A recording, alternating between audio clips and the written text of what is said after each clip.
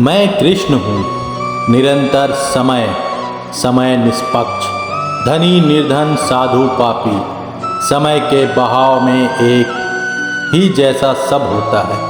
और समय बढ़ चला था द्वारका से मगध तक, हस्तिनापुर से कंधार तक, और देखते ही देखते ये महान देश उस धर्म युद्ध के 10 वर्ष और करीब आ गया था। पर एक जगह थी काली गंगा नदी। काली गंगा नदी के तट पर वो विशाल जगह जहाँ एक लव्य की कहानी की शुरुआत हुई थी, वहाँ समय जैसे रुक गया था। जंगल के सबसे बलवान बाघ के कान खड़े हो गए, क्योंकि उसने अपने पीछे एक शिकारी के पैरों की आहट को सुन लिया। पर 10 साल के उस शिकारी बालक के पैर जमीन पर नहीं, उन ऊंचे पेड़ों की एक डाल से दूसरी डाल पर कूद रहे थे। वो बिल्कुल एक पक्षी की तरह, पर उसकी आंखें अपने शिकार पर ही थी और हाथ में मजबूती से पकड़ रखा था धनुष, जिस पर चढ़ा था एक नहीं 3 तीर। पर ऊंचे पेड़ का झुंड खत्म हो गया और बाघ खुले क्षेत्र में आया कि वो 10 साल का शिकारी बालक भी पेड़ों से नीचे कूदा और जमीन पर पहुंचने से पहले उसने तीनों तीर छोड़ दिए। जमीन पर गिरते ही शिकारी बालक तुरंत खड़ा हो गया, पर तभी उसने सुनी एक जोर की गुर्राहट। उसके तीनों तीर जमीन पर पड़े थे और उन तीरों का लक्ष्य उसके सामने गुर्राता खड़ा था बाघ। बाघ झपटा शिकारी बालक पर और बिजली की फुर्ती से बालक कूदा अपने तरकश तक। पर उसका तरकश तो खाली था, परंतु भाग्य ने उसकी सहायता के लिए एक और शिकारी भेज दी, जो कूदा बाघ और शिकारी के बीच, अपना हाथ किए ऊपर, जिसे देखकर बाघ ने अपनी अगली छलांग रोक दी। लेकिन शिकारी बालक उस बाघ को नहीं, अपने रक्षा कर्ता को देखे जा रहा था, जो उसी की उम्र का था। उसके बाल कंधों से नीचे गिर रहे थे। शरीर का रंग जैसे कुम्हार की आग से मिट्टी तप कर निखरती है। जिसके कंधे पर धनुष था और गले में शेर की नाखून वाली माला। और अब वो बाघ से बात कर रहा था, वापस जाओ, अभी एक लव्य भैया बोल रहा हूँ, वापस जाओ वरना बहुत मार पड़ेगी। बाघ गुर्राया और चला गया जंगल के अंदर। उत्सुकता में शिकारी बालक ने पूछा, तुम इस बाघ के भैया हो?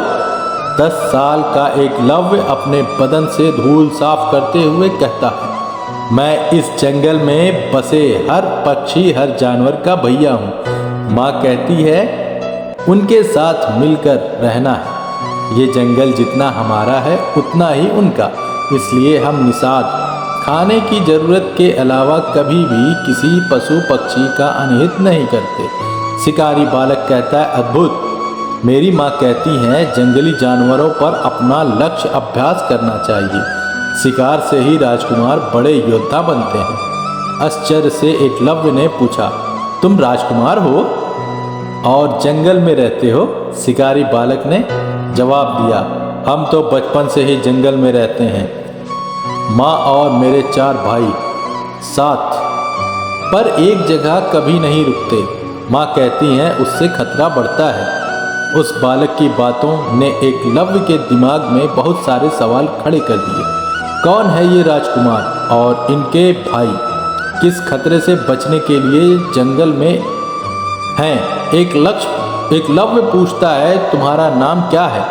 मुस्कुराते हुए शिकारी बालक ने जवाब दिया, अर्जुन। और तुम्हारा नाम पता? जानवरों के भैया, एकलव्य। भविष्य के 2 महान प्रतिद्वंदी, जिनकी वीर गाथा इतिहास में अमरत्व बन जाएगी, नियति के खेल से आज पहली बार मिल रहे थे, पर शत्रु नहीं मित्र बनकर। इस बात से अनभिज्ञ आने वाले कुछ ही समय में इसी नियति के खेल से ये दोनों एक दूसरे के सबसे बड़े शत्रु बन जाएंगे।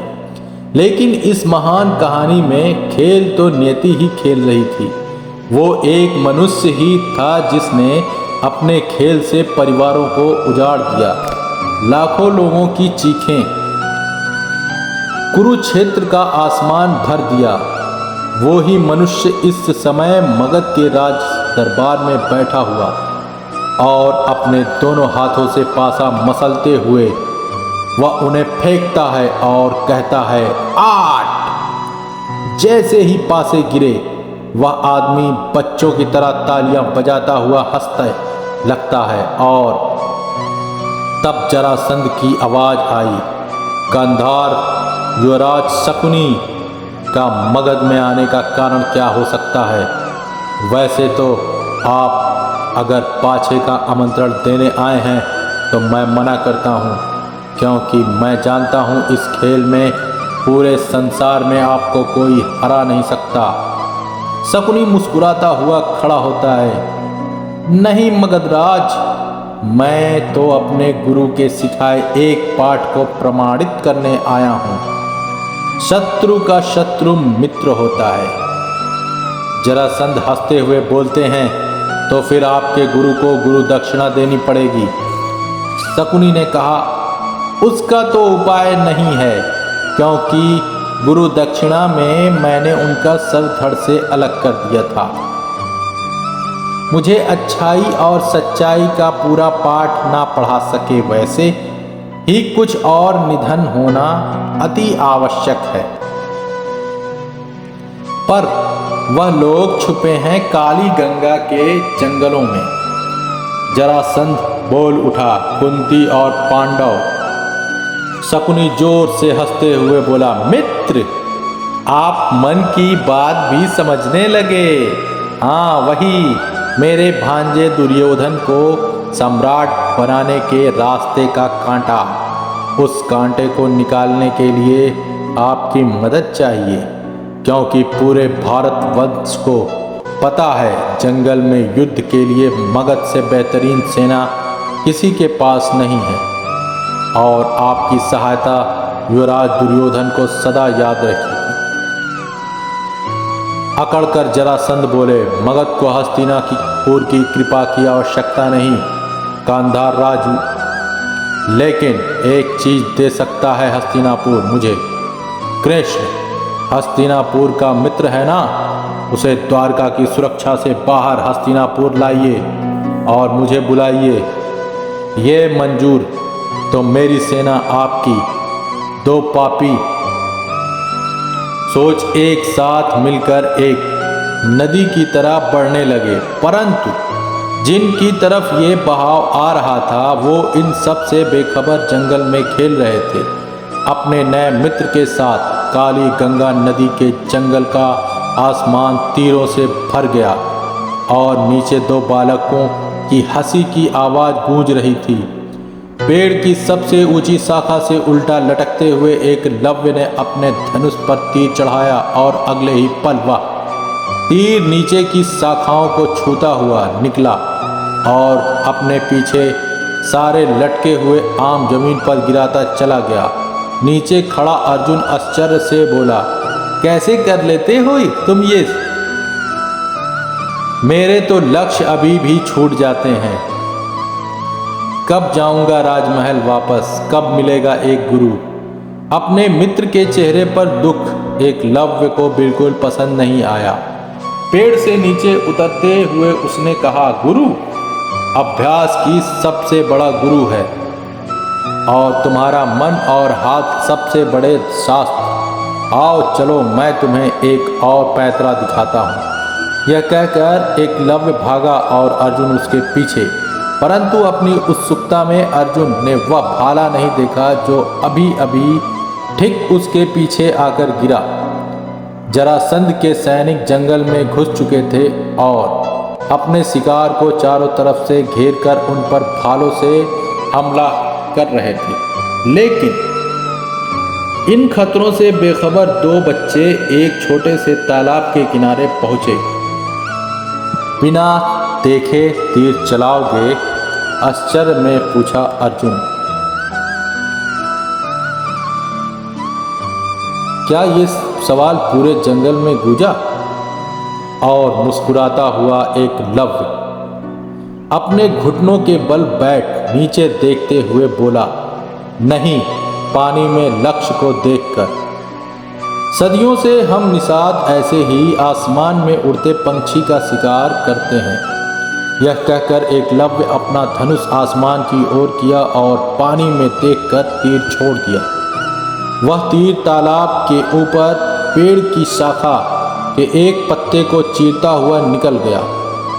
धनुष पर पकड़ दोनों हाथों से बना त्रिकोण अर्जुन ने ज्यों देखा उसने वह कंठस्थ कर लिया, क्योंकि ये जो आज उसने एकलव्य से सीखा यही कल उसे विश्वविख्यात बना देगा। द्रौपदी के स्वयंवर में और पूरे भारत में भी हमेशा के लिए अर्जुन का ध्यान टूटा जैसे ही एक भाला उन दोनों के बीच पानी को चीरता हुआ निकल गया। निषाद पुत्र ने आने वाले संकट को तुरंत पढ़ लिया। एकलव्य कूदा और अर्जुन का हाथ पकड़कर बोला, भागो। और तभी जंगल के अंदर से दो बड़े घोड़े पर सवार सिपाही उनकी तरफ दौड़ पड़े। समय जैसे अपना नियम भूलकर पीछे चला गया था। एकलव्य के पीछे वैसे ही जरासंध की सेना आज भी पड़ी थी, पर आज यह एकलव्य माँ की गोदी में लेटा वो बेसहारा बच्चा नहीं था। भागते हुए ही एकलव्य ने एक पत्थर उठाया और बिना पीछे देखे फेंक दिया। मुड़कर पीछे देखने का ना तो समय था और ना ही अवस्था, क्योंकि एक सिपाही उनकी बाईं तरफ से भी आ रहा था। इस पर अर्जुन ने भागते हुए ही एकलव्य के तरकश से तीर निकाला और अपने धनुष से चलाया उस सिपाही की तरफ। सिपाही के गिरने की आवाज़ के साथ दो दोस्तों की हंसी की आवाज़ सुनाई दी। अगले ही पल उनकी हंसी और उनके कदमों के रुक जाने का समय आया। जंगल के चारों तरफ से जरासंध की सेना ने उन्हें घेर लिया था। सेना उन दोनों के तरकश में रखे तीर से कहीं ज़्यादा, और सेनापति ने सेना से चिल्लाया, यह माध्यम पांडव है, तीर से संदेश भेजो, दोनों को मारना है या सिर्फ पांडव। दो बालकों की मौत का प्रश्न लिए जैसे ही तीर उड़ा, एकलव्य के कान में उम्मीद की आवाज गूंजी। वह आवाज गिरते पानी की थी। उसे याद आ रहा था, यहाँ से थोड़ी दूर पर काली गंगा नदी का एक झरना गिरता है। अब जान बचाने का एक ही उपाय था। जंगल के आधे अंधेरे में एकलव्य ने अर्जुन का हाथ थामा और दूसरे हाथ से पेड़ की लिपटी हुई लता को पकड़कर लटक गया।